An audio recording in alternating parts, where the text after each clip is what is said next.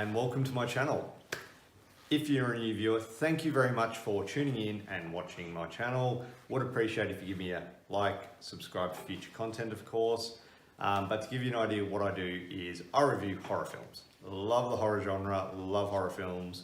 And in this segment what I'm doing is the ABCs of horror. I'm going through the alphabet A through to Z. Each week I pick a different movie starting with a different letter consecutively. So let's get on to this week, and this week we're looking at the letter F. So let's go.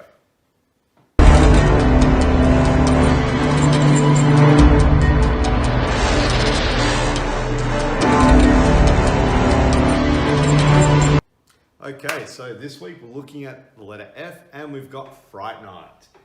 This is my Blu-ray copy here. It does have some special features. Going through them, you've got Peter Vincent, Come Swim in My Mind, the official How to Make a Funny Vampire movie guide, some deleted and extended scenes, Squidman, extended and uncut, bloopers, and a Kid Cudi music video. Yeah, pretty good special features, let's be honest. The deleted and extended scenes are pretty good, and I did enjoy the, I guess it's more of the guide of making a funny vampire movie. That was pretty good too. So Fright Night came out in 2011. It's directed by Craig Gillespie. It stars Anton Yelchin, Colin Farrell, David Tennant, Toni Collette, Imogen Poots, Christopher Mintz-Plasse, and Dave Franco, among many others. Now I'm going to put this out there now. Spoiler alert, I'm going to be discussing the plot and also certain scenes in the movie which may contain spoilers. However, this is a remake of the 1985 film of the same name. So if you've seen that one, you pretty much know what you're getting into with this. So the plot goes, when a seemingly nice new neighbor moves in next door, Charlie, played by Anton Yelchin, discovers that he is actually an ancient vampire. And so can Charlie save his neighborhood with the help of the famous vampire hunter, Peter Vincent?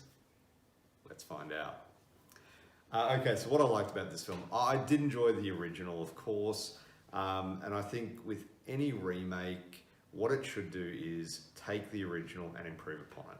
That is the main goal for a remake, let's be honest. This one does do that in some cases. However, as with any movie, it does have its pros and its cons. What I liked about it is the opening score. It really sets a tone. It fits for a spooky but fun film. So the opening scene, you've got a camera going over this desert sort of area with this, I don't know, housing block, a lot of new houses, housing development, and the sound, like the music coming through, really cool. I did enjoy that. It does, like I said, it sets a tone. The cast, like I said, I went through the cast before and they are awesome and amazing performances throughout. You've got David Tennant as Peter Vincent, and he's so good in that role, like fantastic. You know, Colin Farrell as Jerry, he's so creepy in it.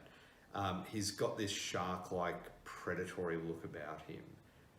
There's like a coldness to him. It's very unemotional, but yeah, it's very hard to describe it, but he does it really well.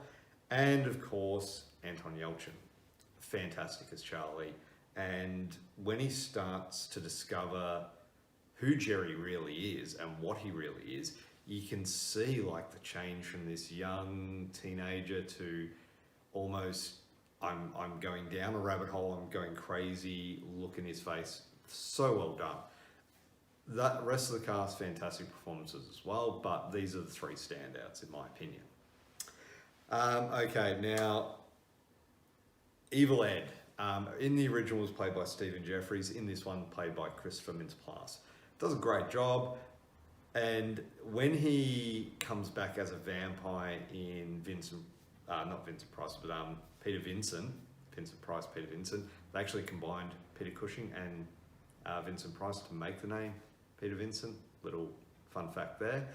But his return in Peter Vincent's penthouse in Las Vegas, one of my favourite scenes out of the whole film. It's a lot of fun, decent effects, and I will touch on that next as part of the cons. And that is the CGI.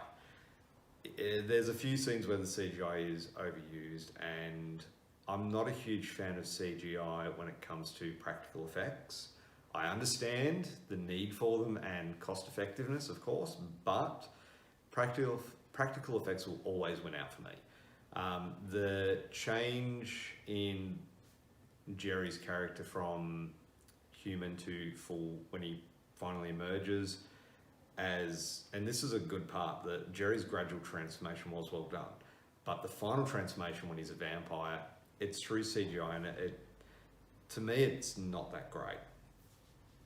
It is missing that realism, I guess, is probably the best way to describe it. But there's also a car chase scene, which is the CGI just, it's missing something. Like it's got a very artificial effect to it. Also, the use of 3D in certain scenes, it stands out really poorly in this, being a non-3D film, or non-3D version of the film. And there's one scene where a paint can is thrown through a glass door, and really, it's unnecessary. And I don't think it was needed for this kind of film, the 3D effects. Overall, it's a really good remake. Great performances with a fantastic cast, but to me it's nothing special. It doesn't take the original and take it to the next level, which it should do. I think what brought it down was the overuse of CGI, but like I said, it is a really great film, and if you watch for the great performances from the cast, it's fantastic. There's no issue with the directional pacing, it's done very well. It is just missing a certain something to take it to the next level. Overall, for a score, I would give this a 7 out of 10. Like I said, good film, but it is missing something to get it to the next level. So thank you very much for watching. This is my review of Fright Night.